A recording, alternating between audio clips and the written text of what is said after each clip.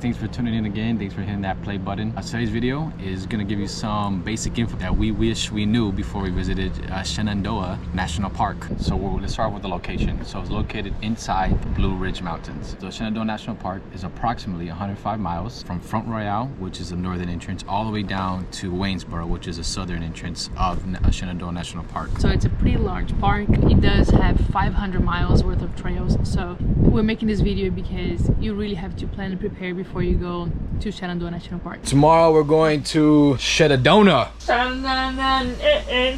So right now we're just, making some sandwiches, getting our supplies ready. We're gonna make our backpack, so it's an hour away from where we're staying at, Cherry Hill Park. Shout out to Cherry Hill. Okay, what are we taking? Sandwiches, granola bars, maybe a fruit or two, some nuts, a lot of water, rain jacket, a spray like repellent, sunscreen, uma faca, like a knife, a couple of extra socks, a couple of towels we're gonna leave in the car because there are waterfalls there, so we just want to make sure that we're not wet just everywhere. Potentially some water, shoes. I want to make sure that I don't step on any crazy rocks. So there's 4 main entrances for the entire park itself. 2 are coming from Washington DC, and 2 you can access coming from Richmond, Virginia. Now the price, this is the big one. For those of you who want to plan to visit and who don't really go to national parks but just want to visit this particular one. So for one car it's $30, for a motorcycle it's $25, and then per person to just walking in the trail or continuing from the Appalachian Trail it's $15. However, if you do have the annual pass for national parks and national monuments, you just go in for free.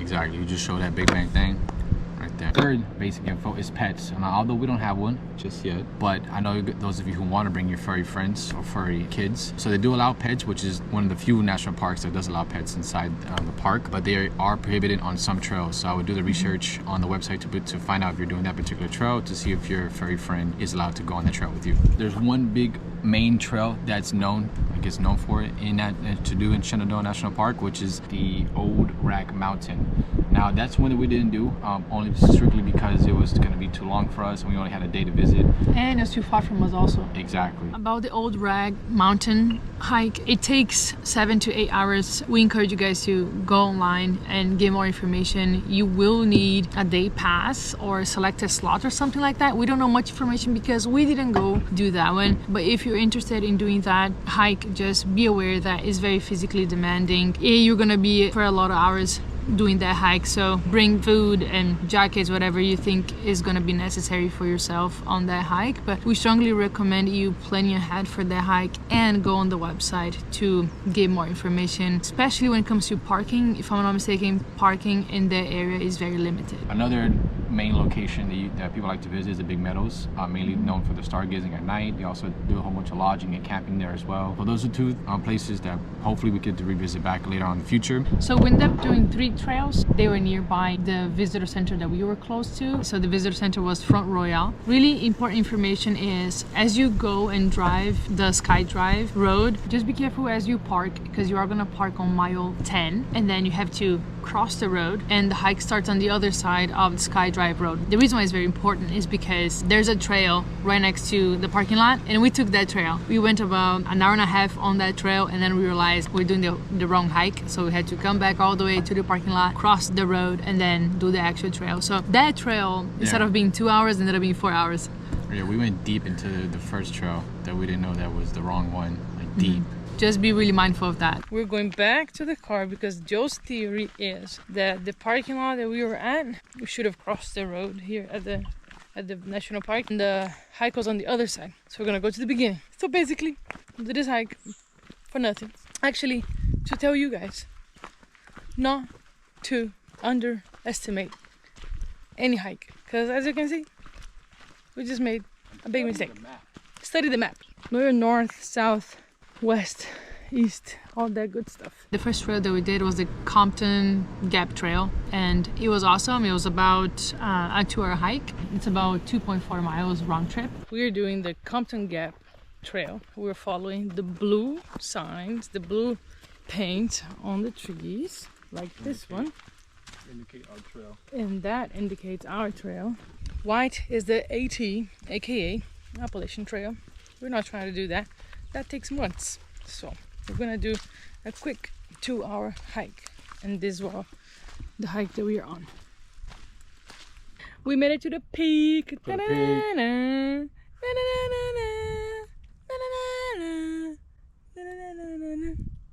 Yeah. I'm here getting excited, bro, and then you're like... I'm looking around, okay? He can't celebrate because he's afraid of bears. Da-na-na-na, da-na-na-na. Yeah, only took us, what? 5 miles. 3 hours because we went the wrong way. Check this out, guys. This is my pose. Joe is laughing at me. The second one that we did was the Lands Run Fall. It's about 1.3 miles round trip, and it's gonna take you about an hour and a half. It took us an hour and a half because we wanted to stay a bit in the water, obviously. It was a good time. That one, I don't know if it's fur friendly, but I do know it's 325 feet of elevation gain. So just be aware of that. Get it. I can. Got it. Thank God. Let me see. All right, guys, we just did the Lands Run Fall. Wasn't too bad. It's pretty good. To get to the waterfall, easy. It's a slope. No problem. Yeah, goes down. Just watch your step because I slipped. Just be ready to come back up. Yeah, the incline is a little. It's a workout for sure. Get you. It's a little moderate. I got you 173 heartbeats per minute. Pretty good. So now we're heading back to the third trail, final trail next to the visitor center. A little easy one, you know, to finish off. Our campground is really close to Washington, D.C. We wanted to come to Shenandoah National Park to check it out, do some hikes, see some waterfalls, see some scenic views. The hikes that we wanted to do, they were super far. So if you're coming to Shenandoah National Park, plan exactly the route that you have to take in order to get to the hike that you want to do. Because the hikes that we wanted to do, one hike, it was a waterfall hike. It was 3 hours away. The other two that we wanted to do was 1 hour and a half away. So just plan before you come to Shenandoah National Park. The third and the last hike that we did was the Fox Hollow Trail. It's just outside the visitor center. It's gonna be about 1.2 miles round trip, and it's gonna take you about 45 minutes to do the whole thing. It's super easy. However, we were finishing up that hike and we did hear a cub crying a bit or making noises, so we just ran the last 5 minutes of the hike because we just got super scared. Make sure, like, you know, we didn't hear like another big, I guess, huffy noise of you know, mama bear, you know, potentially coming, and we just booked it.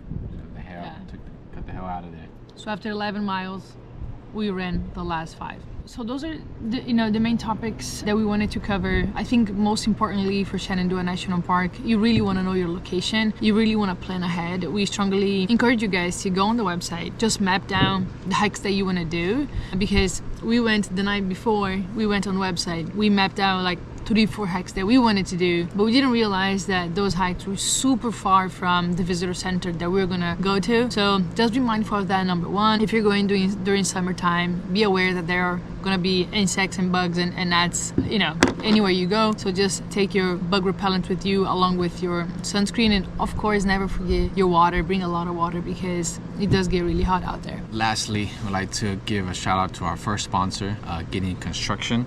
So if you are in the Houston area, if you need help with, you know, construction, plumbing, or any remodeling, the phone number is 346-260-0434.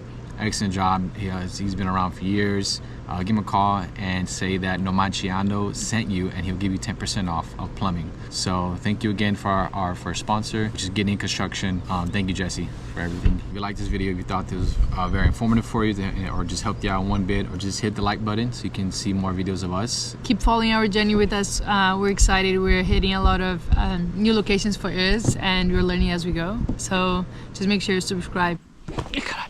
Ooh, Mozzie. What the fuck is that, a vulture? I think so. Para. So we're stopping to see this rock thing. Cave look-alike.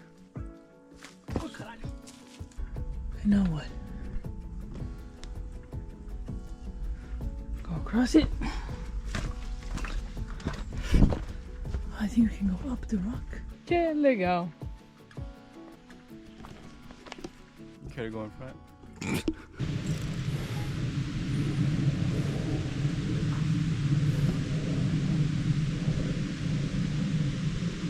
We did a 7 mile. 7 miles today. Hot tub time. Let's go to the hot tub. On to the next adventure.